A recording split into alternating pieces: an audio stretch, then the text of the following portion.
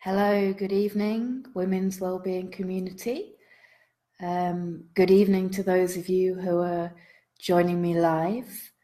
Good, and are in the same time zone. Good any time of day to anybody who is joining me at a different time.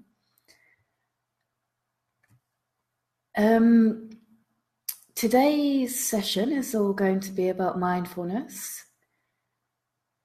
And I wondered about how to do this session because I know a lot of you are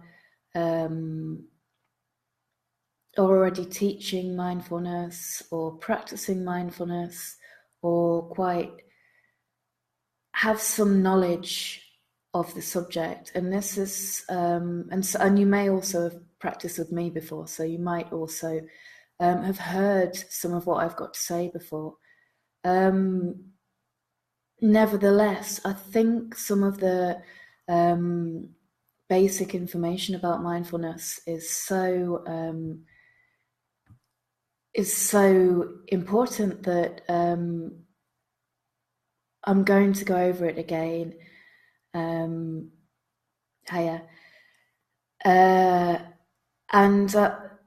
just going to trust that the right stuff will sort of come across. So I am kind of preaching to the converted. I do know there are one or two people in the group who don't have a mindfulness practice or perhaps don't know a lot about it. So I'm hoping this is going to be a resource, and also to start a conversation. You know, I like to find out about other people's experience, really. My own experience with mindfulness is that I've found it very helpful. Personally, I've been teaching it for the last couple of years. The first time I practiced mindfulness, I didn't know that was what it was called.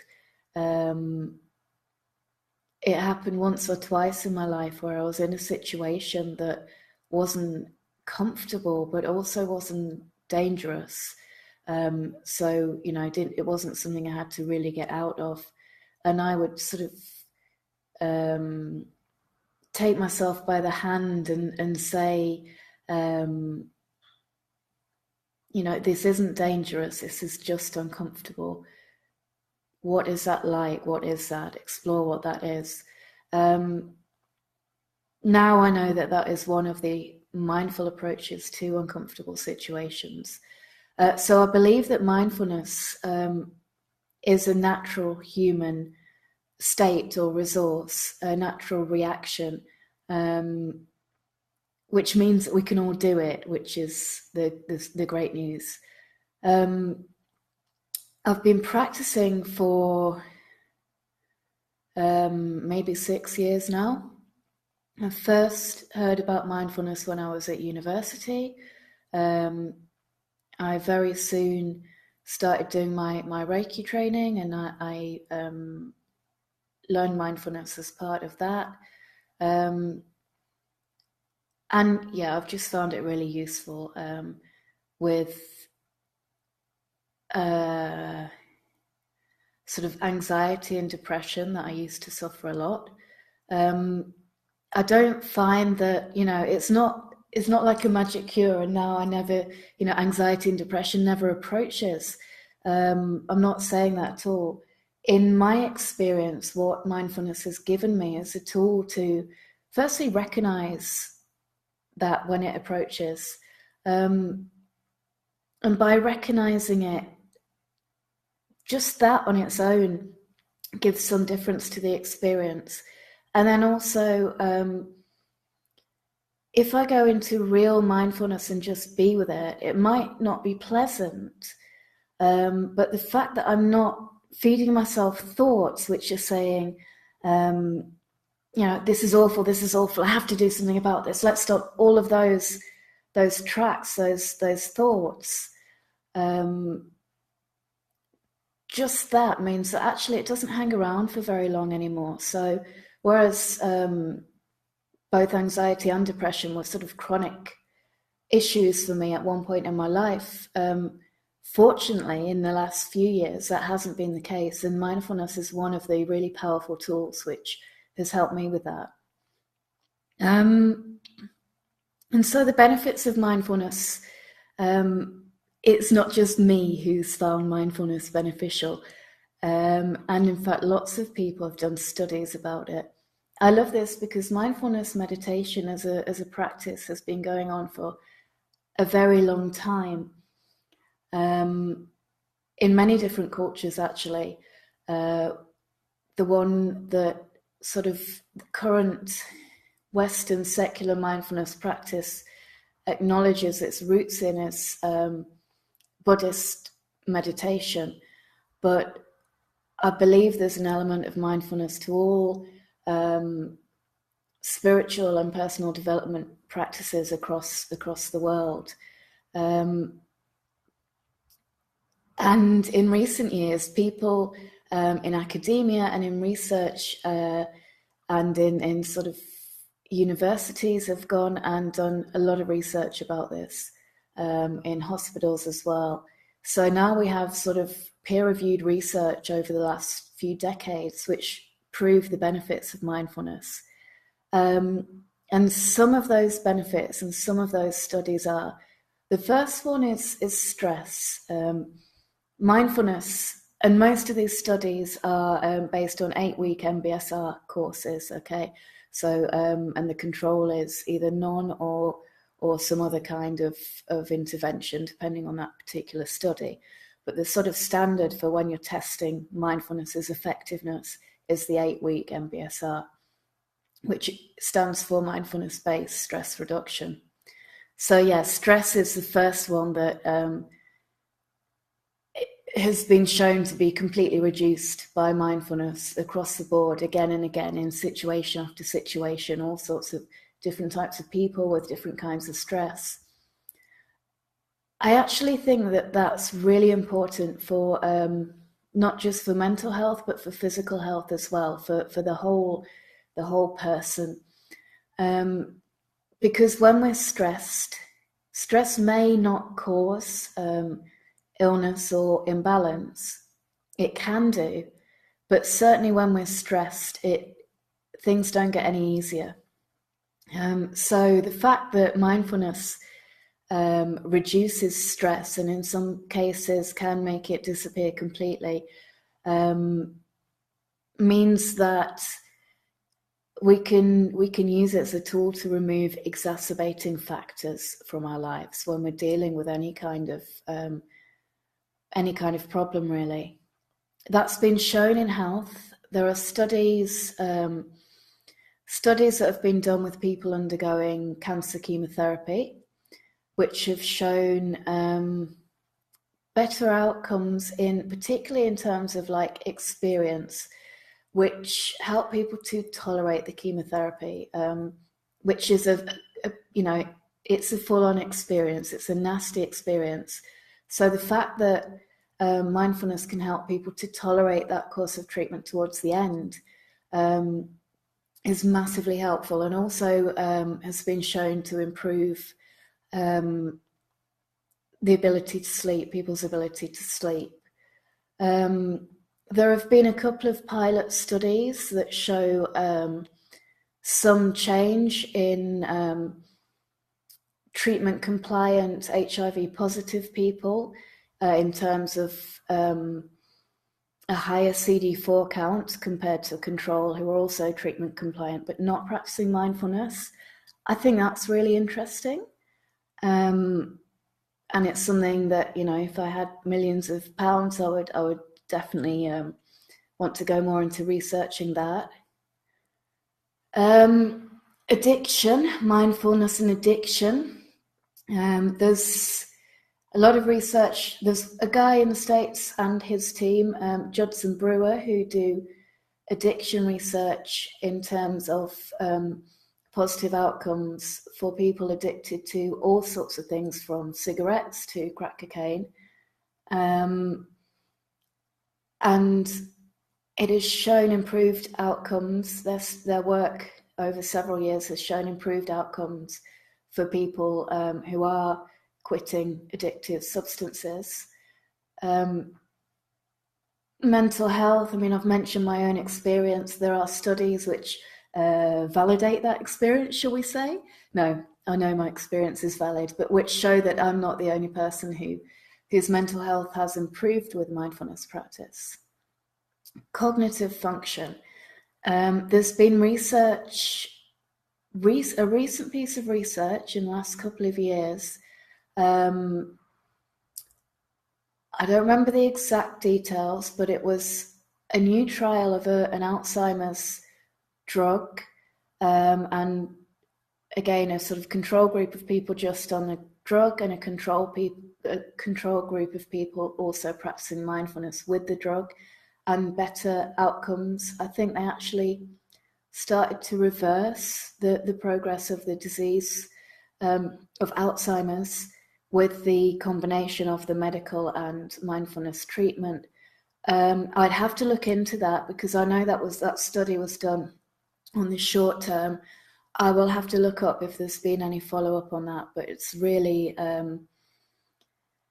it's very, very interesting stuff. There's also been research on, a lot of it by the military, on working memory.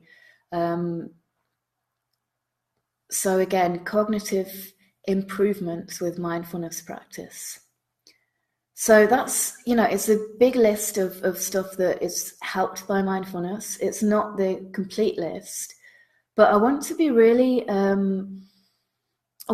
acknowledge that this is not a panacea, It's not like, oh, go and practice mindfulness and it'll be all right, and you don't need social support, or you don't need medical support, or all the other kinds of support that we as functioning human beings need.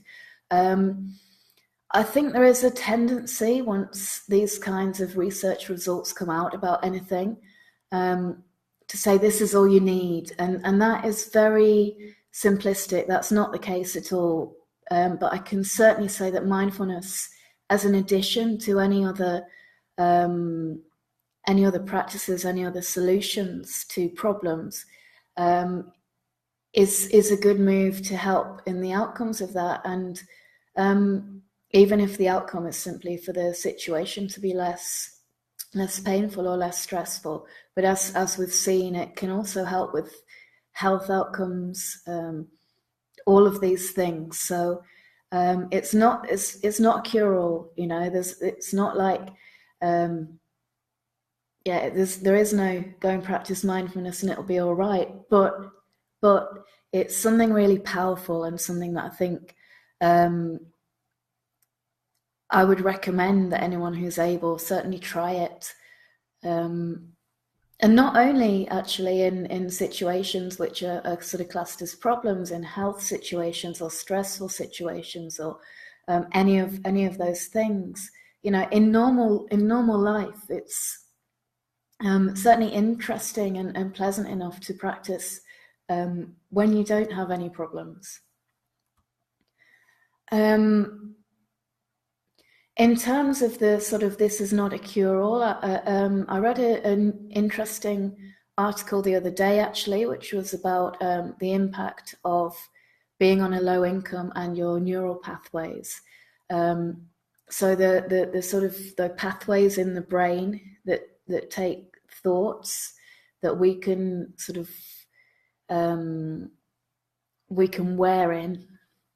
And it showed that people who were on a low income, who were studied in the study, had different neural pathways. Basically, low income was helping to cause stress and psychological problems, changes in the actual structure of the brain. For these people. Interestingly, I don't think the study was on people in like abject poverty. It was people in developed countries who are on a sort of a precarious income, so people who have food in the fridge, people who have a fridge, but they might not know yet, where's that food going to come from in a month's time? I don't yet know my reactions to this piece of research. I definitely think, because mindfulness changes neural pathways, I definitely think that mindfulness is something helpful there, but really, this is just another proof that we as a society need to be more, we need to be able to work together more so that people aren't having to worry all the time just about survival. This is, so yeah, I don't quite know yet what my reactions are in terms of, I don't know if I have a solution, but that was just an interesting study. So back to mindfulness. What is it exactly? Mindfulness is a state. It's a way of being. It's about not projecting into the future, not dwelling in the past, not dwelling solely internally, but being in and with your surroundings and the people you're with. It's a state that you can access, and everything that goes with the state, the physiology, the thought patterns. It's also an attitude. It's an attitude you can bring to anything. And the attitude brings the state, and the state brings the attitude.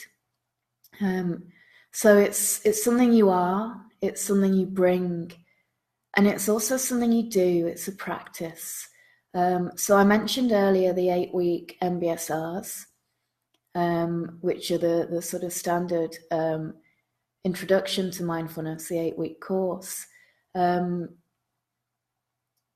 in the studies that have been done with those, it's been shown that 20 minutes a day for 8 weeks of meditation is enough to start to make differences. So the practice is meditation.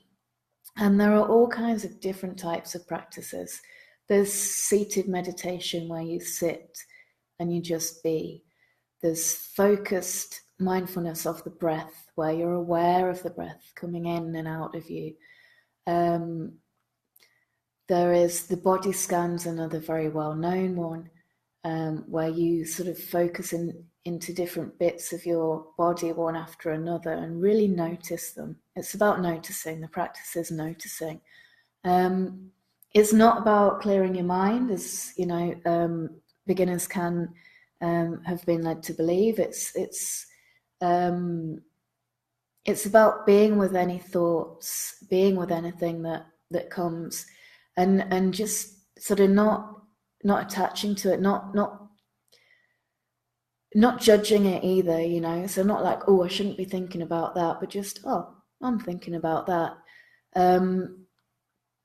And of course, as a practice, it develops over time. It's something that's not always easy to start with. Other practices are anchoring. You might anchor the state of mindfulness to your breath or to a way of being seated. I've chosen to do this video sort of in a cross-legged position because it's a way that I often sit when I'm doing seated meditation. So it's helped me to bring the state to the video. As anyone who watched the video last time will have heard, this is not yet my comfort zone, talking into a camera, so or talking in public. So anchoring that posture, that physiological posture, has brought that state in for me. How does it work in terms of what it does to the brain is that mindfulness creates new neural pathways in your brain. If you imagine like a field, that's all very equal and even. If we walk through that field, we might sort of make a little way through it. If we don't walk through that field again for, I don't know, a few days, a week, whatever, that you wouldn't be able to tell that someone had even walked through there. If we walk through that field every day, or if a lot of people walk through the field, you make a path. And that's what happens in your brain, is that repeated practice of mindfulness creates a path, creates pathways, which enable you to access the state with ease once you've sort of practiced for a while.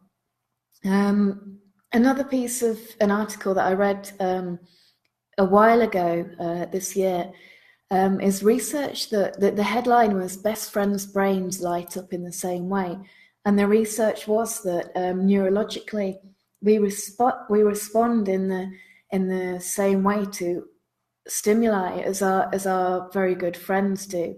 Okay, so what this shows is that our neurology both influences and it is influenced by the people around us.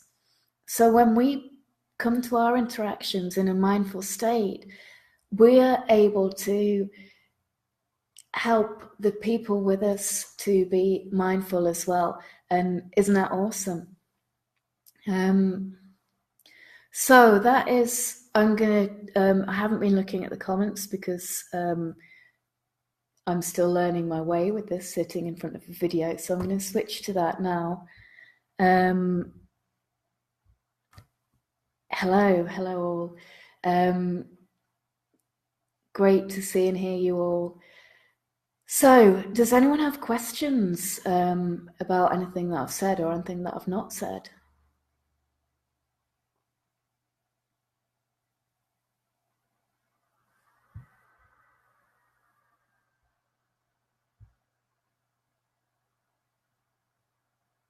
Okay, I've not got any coming through.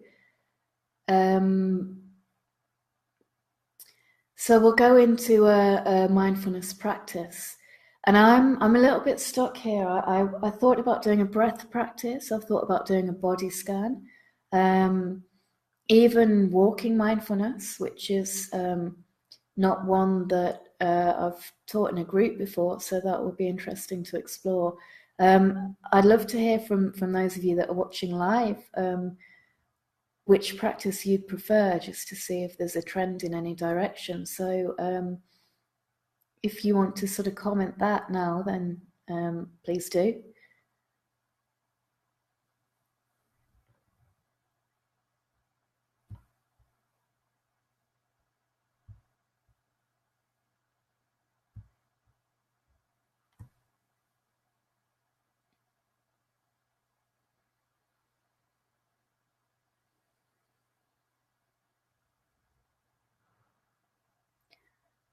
Okay, so I'm not seeing any preferences. Oh, okay, I've got sleep patterns.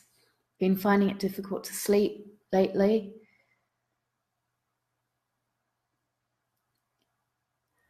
And I've got a question about one of the things that someone I know who suffers with depression finds it difficult to think of learning mindfulness. It's because she can't find the resource. Is that partly why it's useful to get the practice? Yes. It's not something that comes straight away. When I recommended it to someone this week, and I will continue recommending it to, everyone really. But when I recommend a mindfulness practice, I invite people to give it a go for 8 weeks, because that's the length of time that has been proven to make the changes in our brain. In the length of a life, 8 weeks is nothing, although I do understand that at the time that doesn't always feel that way. So just an invitation to try it for 8 weeks, I think, is the definitely the way to start. And if it's not easy to sit down, start with something like the body scan, the Palouse Mindfulness website, which I recommend to everyone, and I'll share in the links, which is a free 8-week online MBSR course. You get a certificate, you get feedback from the teacher. It's really, really good. And it's brilliant. That starts with the body scan. And if everything else isn't easy, then the body scan's a nice one to start with. And even if in your practice you fall asleep half of the time, that's okay. In terms of the sleep patterns, of a practice for sleep patterns, again, the body scan's a nice one to do at night when you're not finding it easy to sleep. That's because you can do it in bed. If your body finds that it's ready to nod off, and again, with that Palouse body scan, I'm not sure I've ever heard the full scan. It's very relaxing. I do have my own meditations out as well, which I'll share some links with you as well. But I recommend that because it's good. The body scan is a good one to do at bedtime, because if your body's ready to sleep, it will drift off with that. And if your body's not ready to sleep, then you're at least giving it that physical rest. You're laying down, and your mind as well gets some rest, even when it's really sort of racing. I find it a challenge to remember to practice mindfulness unless I'm needing it. Any tips? I think the most common sort of strategy that works for a lot of people of how to remember to practice mindfulness is definitely, it's about routine. It's about finding that slot in your day where it works to do it, and then doing it every day at that time. So that might be when you get up in the morning. It might be when you go to bed at night. It might be at lunchtime. So there's a little bit of experimentation there about sort of when works in your own day. And then once you find that slot, that time that works, really building it in as a routine, and sort of, it's fine to use it, of course, when you're needing it. And if it's something you're coming back to, that you haven't done for a while, that can be easier than if you're starting it for the first time. But still, it's good maintenance to do it every day, and it does make it easier at those times when you need it. So yeah, I definitely try to routinize it.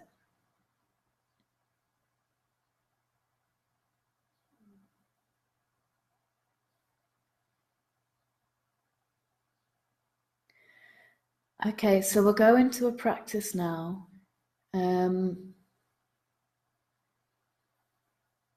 I think we'll do a body scan then, just because it is the nice, relaxing one. And we're here at the end of the day. Just shift my position to get comfortable. I invite you all to do the same. So we'll do a quick, relaxing body scan. There are different versions of the body scan. Some are simply about awareness. I always like to put a bit of relaxation in, just because, let's relax. So coming into yourself,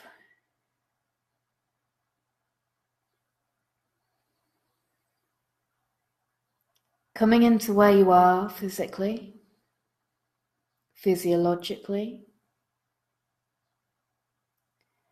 making sure that you're comfortable. Okay, there's no need to try to contort yourself into an uncomfortable position. So release any of that now and become comfortable. If you want to lie down and that's easy for you, you might even do that. Becoming aware of your breathing.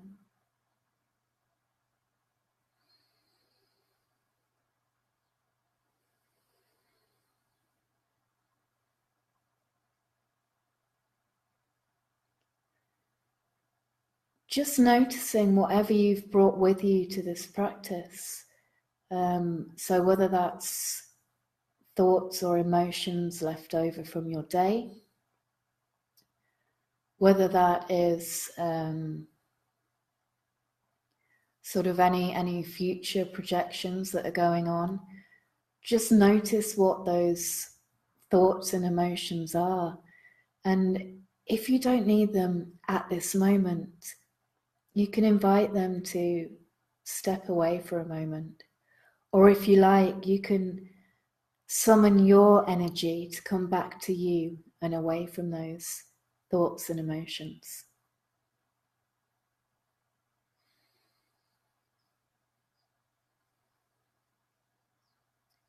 And aware of any sounds going on outside the room and inside the room.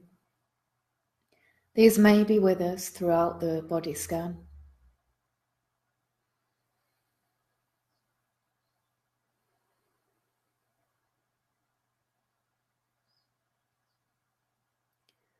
And that's okay if those sounds are there. Just let them pass by. And any thoughts that are sneaking back in, let them pass by as well. So the sounds, the thoughts, any emotions or sensations, they're present. They're just, you're not allowing them to carry you away. Once again, aware of your breath, not trying to control it, just noticing.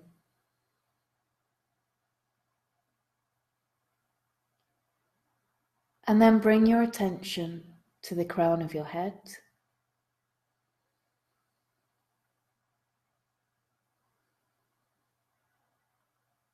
Just noticing what, if anything, is happening there. Any energetic pattern, any reactions as your attention goes there.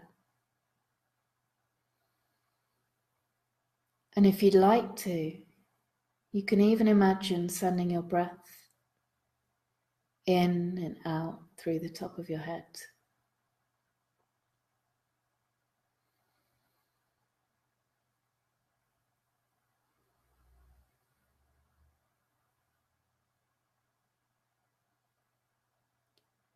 And then coming down to your whole head, the face, your expression.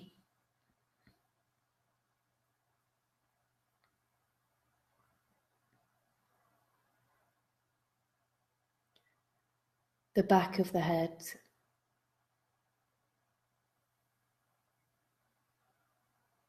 The sides of the head.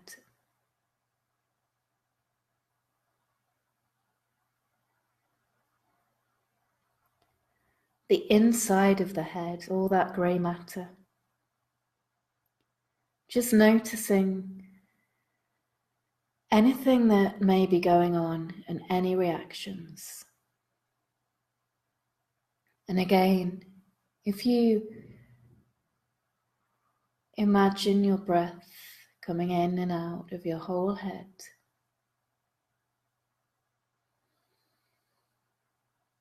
just try that.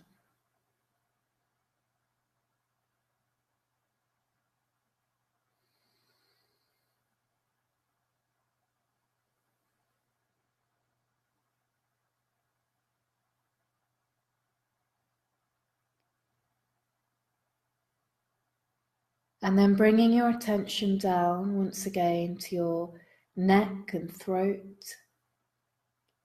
to the vertebrae, spinal vertebrae, your breath coming in and out through your throat. Just noticing what's happening, noticing your own reactions.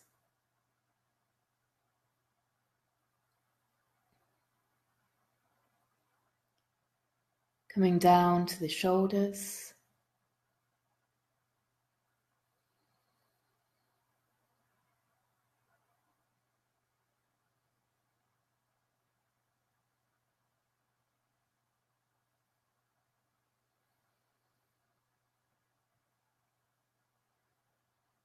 Noticing whether there's a rise and fall there as you breathe.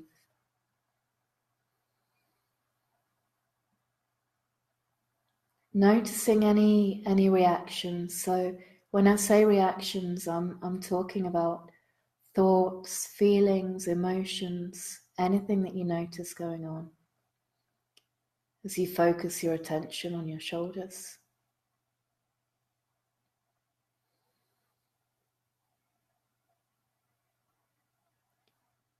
And then coming all the way down to the tips of your fingers and thumbs, the palms of your hands, the backs of your hands. Just noticing, breathing in and out.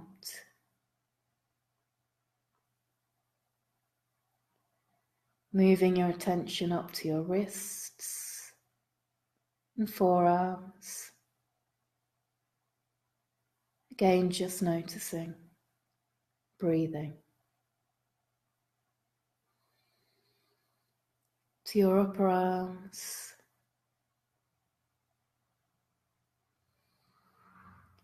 Breathing in and out of those upper arms. Just noticing what's happening there.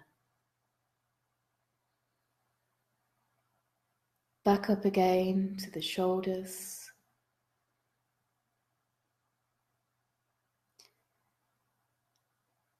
And if you want to send now some gratitude to your shoulders for all that they carry for you, it's okay to do that.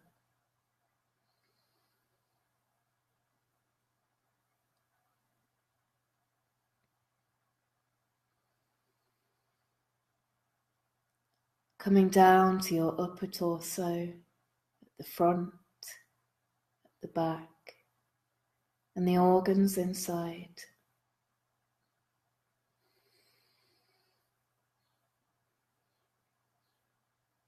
Breathing, noticing.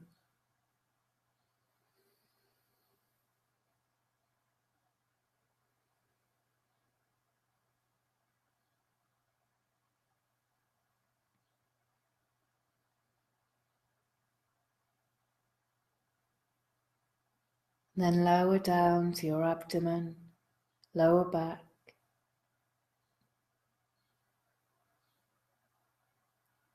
All of those organs inside, keeping you alive. Just noticing what's going on. And noticing your breath, allowing it to flow in and out of your abdomen.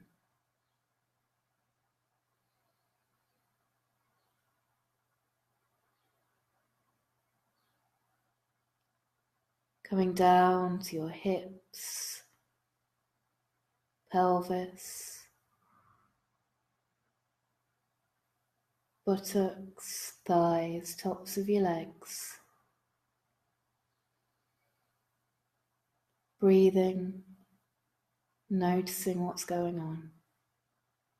Noticing your reactions. Noticing if anything's happening. Coming down to your knees, your lower legs, and then all the way down to the feet. Really feeling into the feet. You may even find a little urge to stretch or wiggle your toes, or to plant your feet firmly on the ground. You may not.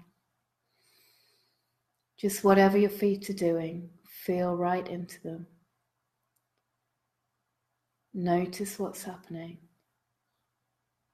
Notice your reactions. And send the breath all the way down to the feet.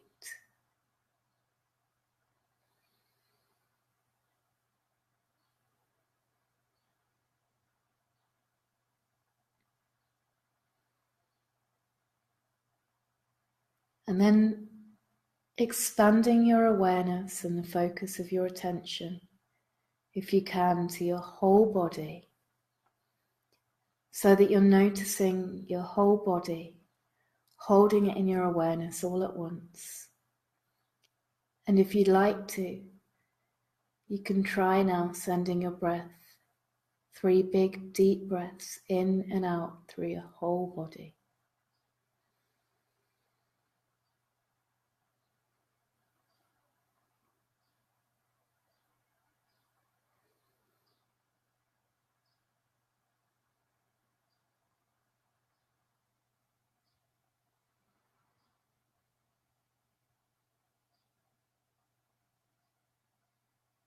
This ends our practice for today, but you can take the feeling or awareness with you for the rest of your day. Okay, so thank you for joining me. I just wanted to make a couple of practical announcements before we go. I realise you may still be in a state of relaxation now, so please stay relaxed. The next video from me is going to be in July, early July, and it's going to be about intuition. And actually, I can now say that July is the month that my new course, Exploring Intuition, is going to be out on the Insight Timer Meditation app. And if you don't have the app, I'd really recommend that you get it, not just because my course is coming out on it, but because it's a brilliant app. It has a timer for self-guided meditation, yoga, whatever practices you'd like to practice by yourself. It has thousands of guided meditations, and it has this new course section with courses from lots of very, very highly respected meditation teachers. The next video from me on this group will be in July, and it will be about intuition, that being something I've been working with recently. Other videos, I don't know if anyone or if everyone caught Lindsay's video the other week. That was brilliant, wasn't it? She was brilliant. I really got a lot out of watching that, and I hope everyone did. I'm told that it's not available in the group anymore. Lindsay is going to get that to me so that the group can go back and watch it. Anyone who wasn't able to watch that at the time. And if you didn't catch it, I'd really recommend watching that once it's back up. Lindsay's brilliant coach, lovely person, and it was a really nice video. There are 1 or 2 people with offerings that they'll be sharing with the group soon as well. If anybody else has something that they'd like to do a little video on, or a big video on, you'll be very welcome to do so. Just get in touch with me. So more details very soon about upcoming videos from group members. So yeah, thank you all for being with me in this video, in this meditation, for being present and for listening, and all your fantastic good vibes, which I'm sort of glancing at as I speak, and it's really it's lovely, it's meaningful, it's really nice to sort of have that shared good vibes going on. So thank you all. And I'm going to leave some links in the comments for different mindfulness resources that you might find helpful. So thank you. Have a lovely rest of the evening. Okay, bye.